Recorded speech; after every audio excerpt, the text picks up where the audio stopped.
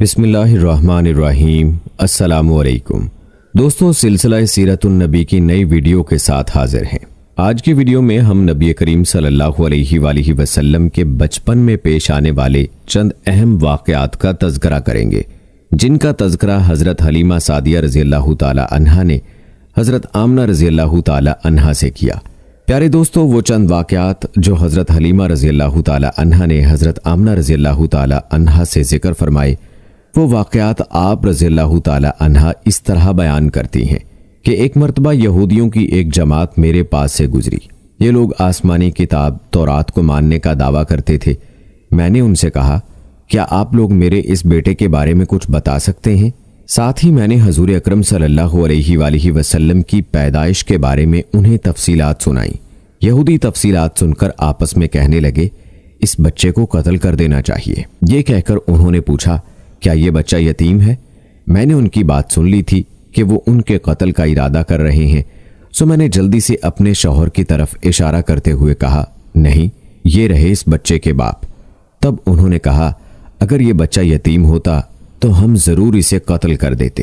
پیارے دوستو، یہ بات انہوں نے اس لیے کہی کہ انہوں نے پرانی کتابوں میں پڑھ رکھا تھا کہ ایک آخری نبی آنے والے ہیں، ان کا دین سارے عالم میں پھیل جائے گا، ہر طرف ان کا بول بالا ہوگا، ان کی پیدائش اور بچپن کی یہ علامات ہوں گی، اور یہ کہ وہ یتیم ہوں گے۔ اب چونکہ ان سے حلیمہ سعدیہ رضی اللہ تعالی عنہا نے یہ کہہ دیا کہ یہ بچہ یتیم نہیں ہے، تو انہوں نے خیال کر لیا کہ یہ وہ بچہ نہیں ہے۔ اس طرح انہوں نے بچے کو قتل کرنے کا ارادہ ترک کر دیا۔ دوستو، اسی طرح حضرت حلیمہ سعدیہ رضی اللہ تعالی عنہا بیان کرتی ہیں کہ ان کے ساتھ یہ واقعہ پیش آیا۔ ایک مرتبہ وہ آپ کو عکاظ کے میلے میں لے آئیں۔ جاہلیت کے دور میں یہاں بہت مشہور میلہ لگتا تھا۔ یہ میلہ طائف اور نخلا کے درمیان میں لگتا تھا۔ عرب کے لوگ حج کرنے آتے تو شوال کا مہینہ اس میلے میں گزارتے، کھیلتے کودتے اور اپنی بڑائیاں بیان کرتے۔ حضرت حلیمہ سعدیہ رضی اللہ تعالی عنہا آپ کو لیے بازار میں گھوم رہی تھیں کہ ایک کاہن کی نظر آپ پر پڑی۔ اسے آپ میں نبوت کی تمام علامات نظر آ گئیں۔ اس نے پکار کر کہا، لوگو، اس بچے کو مار ڈالو۔ حلیمہ اس کاہن کی بات سن کر گھبرا گئیں اور جلدی سے وہاں سے سرک گئیں۔ اس طرح اللہ تعالیٰ نے حضور صلی اللہ علیہ وآلہ وسلم کی حفاظت فرمائی۔ میلے میں موجود لوگوں نے کاہن کی آواز سن کر ادھر ادھر دیکھا کہ کس بچے کو قتل کرنے کے لیے کہا گیا ہے، مگر انہیں وہاں کوئی بچہ نظر نہیں آیا۔ اب لوگوں نے کاہن سے پوچھا، کیا بات ہے؟ آپ کس بچے کو مار ڈالنے کے لیے کہہ رہی ہیں؟ اس نے ان لوگوں کو بتایا، میں نے ابھی ایک لڑکے کو دیکھا ہے، معبودوں کی قسم، وہ تمہارے دین کے ماننے والوں کو قتل کرے گا، تمہارے بتوں کو توڑ ڈالے گا اور وہ تم سب پر غالب آئے گا۔ یہ سن کر لوگ آپ کی تلاش میں ادھر ادھر دوڑے لیکن ناکام رہے۔ حضرت حلیمہ سعدیہ رضی اللہ تعالی عنہا آپ صلی اللہ علیہ وآلہ وسلم کو لیے واپس آ رہی تھی کہ ذی الحجاز سے ان کا گزر ہوا۔ یہاں بھی میلہ لگا ہوا تھا۔ اس بازار میں ایک نجومی تھا۔ لوگ اس کے پاس اپنے بچوں کو لے کر آتے تھے۔ وہ بچوں کو دیکھ کر ان کی قسمت کے بارے میں اندازے لگاتا تھا۔ حضرت حلیمہ سعدیہ رضی اللہ تعالی عنہا اس کے نزدیک سے گزری تو نجومی کی نظر حضور اکرم صلی اللہ علیہ وآلہ وسلم پر پڑی۔ نجومی کو آپ صلی اللہ علیہ وآلہ وسلم کی مہر نبوت نظر آ گئی۔ ساتھ ہی آپ صلی اللہ علیہ وآلہ وسلم کی آنکھوں کی خاص سرخی اس نے دیکھ لی۔ وہ چلا اٹھا، اے عرب کے لوگوں، اس لڑکے کو قتل کر دو، یہ یقیناً تمہارے دین کے ماننے والوں کو قتل کرے گا، تمہارے بتوں کو توڑے گا اور تم پر غالب آئے گا۔ کہتے ہیں کہ یہ کہتے ہوئے وہ آپ کی طرف جھپٹا، لیکن اسی وقت وہ پاگل ہو گیا اور اسی پاگل پن میں مر گیا۔ دوستو، آپ کو بتاتے چلیں کہ ایک اور واقعہ سیرت ابن ہشام میں یوں بیان ہوا ہے کہ حبشہ کے عیسائیوں کی ایک جماعت حضور اکرم صلی اللہ علیہ وآلہ وسلم کے پاس سے گزری۔ اس وقت آپ صلی اللہ علیہ وآلہ وسلم حضرت حلیمہ سعدیہ رضی اللہ تعالی عنہا کے ساتھ تھے، اور وہ آپ کو آپ کی والدہ کے حوالے کرنے جا رہی تھی۔ ان عیسائیوں نے آپ صلی اللہ علیہ وآلہ وسلم کے مونڈھوں کے درمیان مہر نبوت کو دیکھا اور آپ صلی اللہ علیہ وآلہ وسلم کی آنکھوں کی سرخی کو بھی دیکھا۔ انہوں نے حضرت حلیمہ سعدیہ رضی اللہ تعالی عنہا سے پوچھا، کیا اس بچے کی آنکھوں میں کوئی تکلیف ہے؟ انہوں نے جواب میں کہا، نہیں، کوئی تکلیف نہیں، یہ سرخی تو ان کی آنکھوں میں قدرتی ہے۔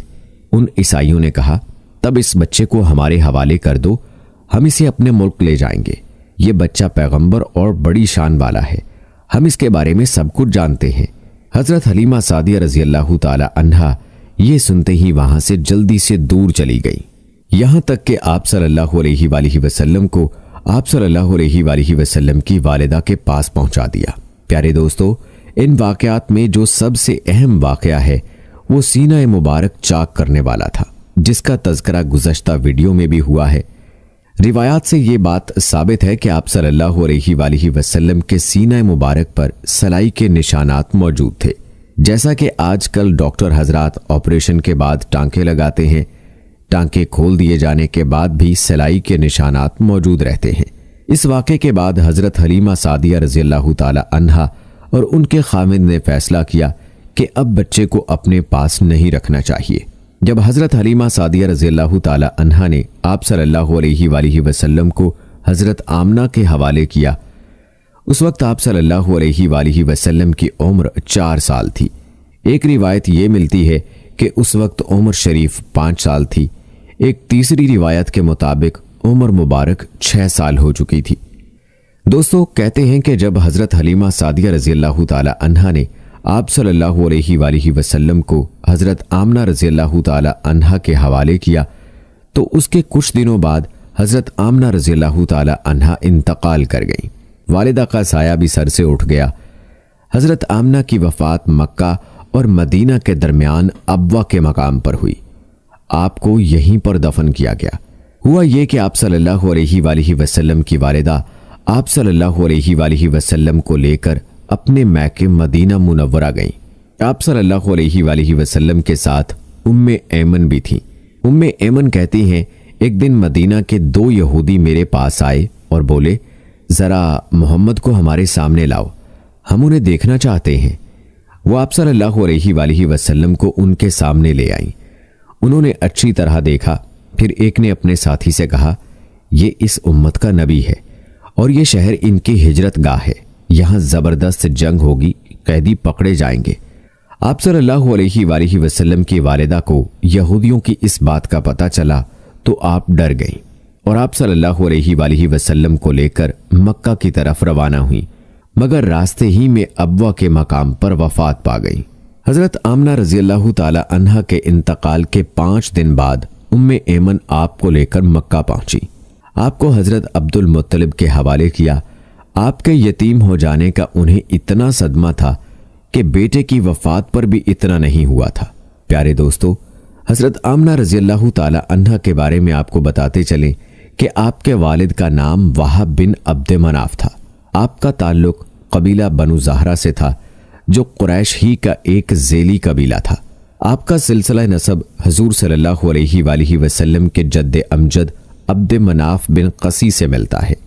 याद रहे कि मोहम्मद सल्लल्लाहु अलैहि वसल्लम के वालिद हजरत अब्दुल्ला बिन अब्दुल मुत्तलिब शादी के कुछ अरसा बाद हजूर सल्लल्लाहु अलैहि वसल्लम की पैदाइश से तकरीबन 6 माह पहले वफात पा गए।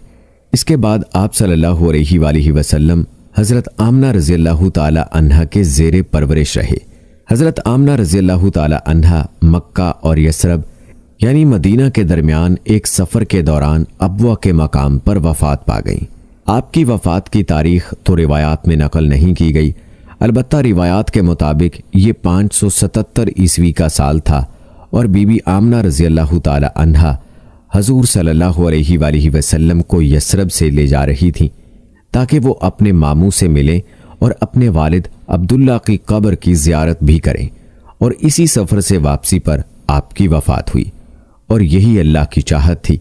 प्यारे दोस्तों, आप अपने कबीले में सीरतुन्निसा के नाम से मशहूर थी। आखिरी हज के दौरान हज़रत सल्लल्लाहु अलैहि वसल्लम ने उनकी कब्र मुबारक की ज़ियारत की और उनको याद करके रोए। ये जगह एक पथरीला इलाका है जो एक पहाड़ी का हमवार हिस्सा है। प्यारे दोस्तों, आपको बताते चलें कि हज़रत हलीमा सादिया रज़ी अल्लाह ताला अन्हा के बतलाए गए मज़कूरा वाक़यात के अलावा अहादीस में हमें बहुत सी ऐसी रिवायात मिलती हैं कि जिनमें इस बात का तज़किरा है कि आप सल्लल्लाहु अलैहि वसल्लम की सिफ़ात का तज़किरा साबिक़ा आसमानी कुतुब यानी तौरात और इंजील में हुआ है। یہی وجہ تھی کہ یہود و نصارہ آپ صلی اللہ علیہ وآلہ وسلم کو ان کی بیان کردہ صفات کی بنیاد پر پہچان جاتے تھے، اور چونکہ یہود و نصارہ کے نزدیک آپ صلی اللہ علیہ وآلہ وسلم ان کے ادیان کے لیے خطرہ تھے، اس لیے وہ آپ صلی اللہ علیہ وآلہ وسلم کو قتل کرنا چاہتے تھے۔ تورات میں آپ صلی اللہ علیہ وآلہ وسلم کی جن صفات کا تذکرہ ہے، اس حوالے سے چند روایات پیش خدمت ہیں۔ حضرت قاب یاقی سے روایت ہے، وہ تورات شریف میں سے لکھا ہوا بیان کرتے ہیں، فرماتے ہیں ہم تورات میں لکھا پاتے ہیں کہ حضرت محمد صلی اللہ علیہ وآلہ وسلم اللہ کے رسول ہیں۔ محمد الرسول اللہ صلی اللہ علیہ وآلہ وسلم میرے پسندیدہ بندے ہیں، نہ سخت دل ہیں اور نہ سخت زبان، اور نہ بازاروں میں شور مچانے والے، برائی کا بدلہ برائی سے نہیں دیتے لیکن معاف فرما دیتے ہیں، بخش دیتے ہیں۔ ان کی ولادت مکہ مکرمہ میں ہوگی اور ان کی ہجرت مدینہ منورہ میں، اور ان کا ملک شام ہے۔ ان کے امتی بہت حمد کرنے والے ہیں، آرام اور تکلیف میں بھی اللہ کی حمد کریں گے، اور ہر درجہ میں اللہ کی حمد کریں گے، اور ہر بلندی پر اللہ کی تکبیر کہیں گے، بڑائی بیان کریں گے، سورج کا خیال رکھیں گے، جب نماز کا وقت آئے گا تو نماز پڑھیں گے، اپنی کمر پر تہمت باندھیں گے اور اپنے اعضاء پر وضو کریں گے۔ ان کا مؤذن آسمان کی فضا میں اذان دیا کرے گا، ان کی صف جہاد میں اور ان کی صف نماز میں برابر ہوگی۔ رات کے وقت ان کی گنگناہٹ شہد کی مکھی کی بھنکار کی طرح ہوگی۔ اسی طرح حضرت عطار بن یسار رضی اللہ تعالی عنہ سے روایت ہے، فرماتے ہیں میں نے حضرت عبداللہ بن عمرو بن عاص رضی اللہ تعالی عنہ سے ملاقات کی۔ میں نے عرض کیا مجھے رسول اللہ صلی اللہ علیہ وآلہ وسلم کی وہ صفات بیان فرمائیں جو تورات شریف میں ہیں۔ انہوں نے فرمایا ہاں، اللہ کی قسم نبی کریم صلی اللہ علیہ وآلہ وسلم تورات شریف میں بعض ان صفات سے موصوف ہیں جو قرآن مجید میں موجود ہیں۔ وہاں ارشاد مبارک ہے، اے نبی صلی اللہ علیہ وآلہ وسلم، ہم نے آپ کو گواہ حاضر و ناظر، بشارت دینے والے، ڈر سنانے والے، ان پڑھوں کی حفاظت فرمانے والے، ان کے لیے پناہ بنا کر بھیجا ہے۔ آپ صلی اللہ علیہ وآلہ وسلم میرے بندے اور رسول ہیں۔